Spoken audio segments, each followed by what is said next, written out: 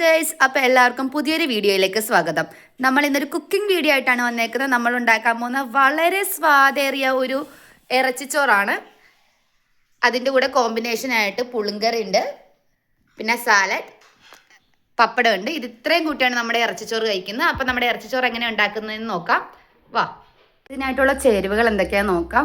3 സവാള ചെറുതായിട്ട് അരിഞ്ഞത്, തക്കാളി 2 ചെറുതായിട്ട് അരിഞ്ഞത്, പച്ചമുളക് നീളത്തിൽ കീറിയത്, ഇഞ്ചിയും വെളുത്തുള്ളിയും പേസ്റ്റാക്കി വെച്ചത്, പിന്നെ നമുക്ക് മല്ലിയും പുതിന ഇലയും, നെയ്യ്, നാരങ്ങ നീര്, തൈര്, ഉപ്പ്, പൊടികളായുള്ള 1 ടീസ്പൂൺ മുളക് പൊടി, 1/2 ടീസ്പൂൺ മല്ലിപ്പൊടി, 1/4 ടീസ്പൂൺ മഞ്ഞൾപ്പൊടി, 1/2 ടീസ്പൂൺ പെരിഞ്ജീരകപ്പൊടി, 1/2 ടീസ്പൂൺ മസാലപ്പൊടി.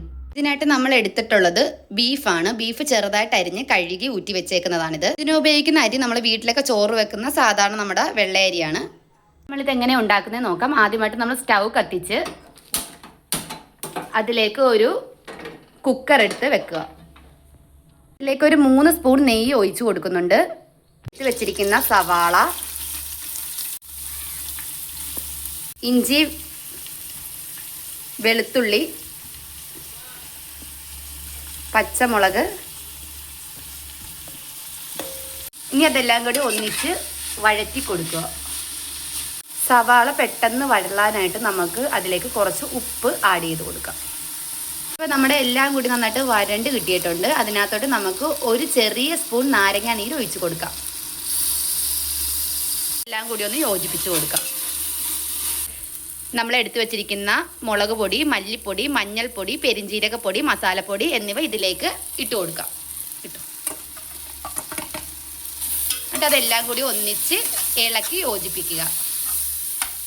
എല്ലായിടത്തും ഒരേപോലെ എത്തക്ക രീതിയിൽ എല്ലായിടവും നല്ല മിക്സ് ചെയ്ത് കൊടുക്കുക.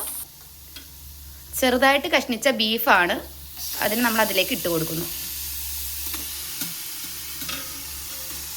മസാലയായിട്ട് അതിനെ ഇളക്കി അങ്ങ് യോജിപ്പിക്കുക. എല്ലാം നമ്മുടെ ഇറച്ചിയിൽ പിടിക്കുന്ന രീതിയിൽ അങ്ങ് ഇളക്കി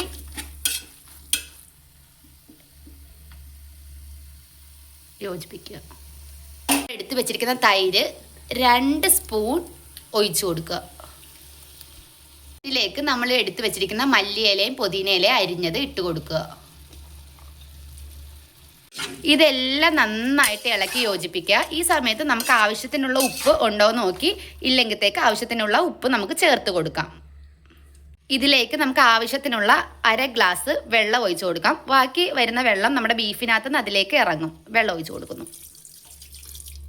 നമ്മുടെ ഇറച്ചി നന്നായിട്ട് അതിനകത്ത് കിടന്നിട്ട് ചൂടാകുന്നുണ്ട്. അതിലേക്ക് നമുക്ക് തക്കാളിയും കൂടെ ഇട്ടിട്ട് നമുക്ക് ഈ കുക്കറിനെ അടച്ച് ഒരു 5 വിസിൽ വരുന്നവരെ വെയിറ്റ് ചെയ്യാം.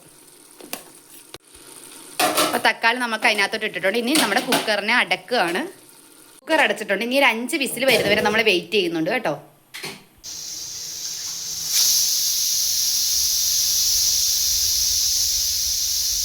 അങ്ങനെ 5ാമത്തെ വിസിൽ വന്ന് ഇനി അതിന് ശേഷം നമുക്കിത് ഗ്യാസ് ഓഫ് ചെയ്യാം. നമ്മളിതൊരു 7 ഗ്ലാസ് വെള്ളം തിളപ്പിക്കാൻ ഇട്ടിട്ടുണ്ട്. അതിലേക്ക് ആവശ്യത്തിന് ഉപ്പ് ചേർത്തിട്ടുണ്ട്. ഇനി തിളപ്പിച്ച വെള്ളത്തിലേക്ക് നമുക്ക് ഇനി ഒരു 4 ഏലക്ക, 2 കറുകപ്പട്ട, ഒരു 5-6 ഗ്രാമ്പു എന്നിവ നമ്മൾ ഈ തിളപ്പിച്ച വെള്ളത്തിലേക്ക് ഇട്ട് കൊടുക്കുന്നുണ്ട്. അതിലേക്ക് ഒരു 1/4 ടീസ്പൂൺ കസുകസ് നമ്മൾ ഇട്ട് കൊടുക്കുന്നുണ്ട്. ഇനി നമ്മൾ ഈ തിളച്ചുകൊണ്ടിരിക്കുന്ന വെള്ളത്തിലേക്ക് ഒരു 2.5 സ്പൂൺ നാരങ്ങ നീരും കൂടി ഒഴിച്ചു കൊടുക്കാം. ഇനി നമ്മൾ റെഡിയാക്കി വെച്ചിരിക്കുന്ന ബീഫിൻ്റെ കൂട്ടിലേക്ക് നമുക്ക് നമ്മുടെ അരി ഇട്ട് കൊടുക്കാം. നമ്മൾ കഴുകി ഊറ്റി വെച്ചിരിക്കുന്ന അരിയാണ്, നമ്മൾ അതിലേക്ക് ഇട്ട് കൊടുക്കുകയാണ്.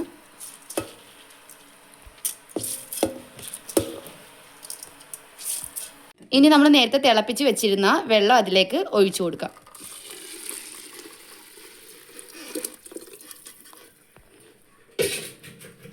ഇനി എല്ലാം കൂടി നന്നായിട്ട് യോജിപ്പിച്ച് കൊടുക്കാം. നമ്മുടെ അരിയും നമ്മുടെ ഇറച്ചിയും ആ വെള്ളവും എല്ലാം കൂടി ഒന്ന് മിക്സ് ചെയ്ത് യോജിപ്പിച്ച് കൊടുക്കാം. അതിലേക്ക് കുറച്ച് മല്ലിയിലയും പുതിനയിലയും ബാക്കി വന്നത് നമുക്ക് അതിനകത്തോട്ട് ആഡ് ചെയ്ത് കൊടുക്കാം.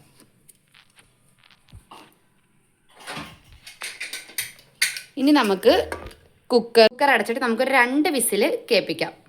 നമ്മുടെ ഇറച്ചിച്ചോറ് ഇവിടെ റെഡി ആയിക്കൊണ്ടിരിക്കുന്ന സമയത്ത് നമുക്ക് ഇറച്ചിച്ചോറിൻ്റെ കൂടെ കഴിക്കാനായിട്ട് നമുക്കൊരു സൈഡ് ഡിഷ് ആയിട്ടുള്ള പുളിങ്കറി ഉണ്ടാക്കാം. അതിന് വേണ്ടിയിട്ടുള്ള ചേരുവകൾ എന്തൊക്കെയാണെന്ന് നോക്കാം. പുളിങ്കറിക്ക് വേണ്ട ചേരുവകൾ എന്തൊക്കെയാണെന്ന് നോക്കാം. ഒരു സവാള ചെറുതായിട്ട് അരിഞ്ഞത്, പച്ചമുളക്, വെളുത്തുള്ളി ചെറുതായിട്ട് ചതച്ചത്, ഉപ്പ്, മഞ്ഞൾപ്പൊടി, പുളിവെള്ളം, ശർക്കര, മുളക് പൊടി. പുളിങ്കറി ഉണ്ടാക്കാനായിട്ട് നമ്മളൊരു ചീനച്ചട്ടി വെച്ച് അതൊന്ന് ചൂടാകട്ടെ. അതിലേക്ക് വെളിച്ചെണ്ണ ഒഴിച്ച് കൊടുത്തു.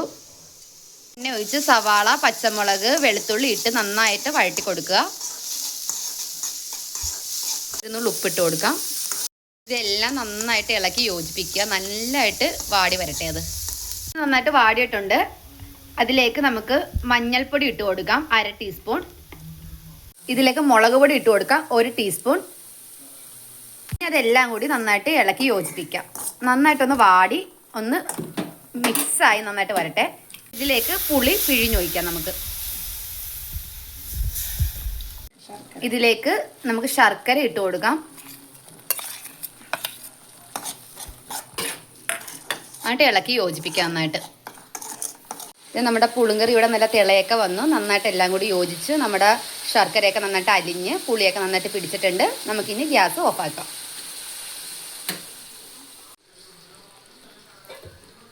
നമ്മുടെ ഇറച്ചിച്ചോറിന് 2 വിസിലൊക്കെ വന്ന് അത് നമുക്ക് സ്റ്റൗ ഓഫാക്കി ഇടാം. ഇതാണ് നമ്മളുണ്ടാക്കിയ ഇറച്ചിച്ചോറും പുളിങ്കറിയും. അപ്പോൾ ഇത് ഞങ്ങളുടെ ആദ്യത്തെ ലോങ് വീഡിയോ ആണ്. ഇതിനകത്ത് ഒരുപാട് മിസ്റ്റേക്സ് വന്നിട്ടുണ്ട്. അപ്പോൾ നിങ്ങളതൊക്കെ ക്ഷമിക്കുക. ഇത് എല്ലാവരും ഉണ്ടാക്കി നോക്കുമെന്ന് ഞാൻ വിശ്വസിക്കുന്നു. അപ്പോൾ നമ്മുടെ ചാനലിനെ സപ്പോർട്ട് ചെയ്യുക, ലൈക്ക് ചെയ്യുക, സബ്സ്ക്രൈബ് ചെയ്യുക, എല്ലാവർക്കും ഷെയർ ചെയ്ത് കൊടുക്കുക.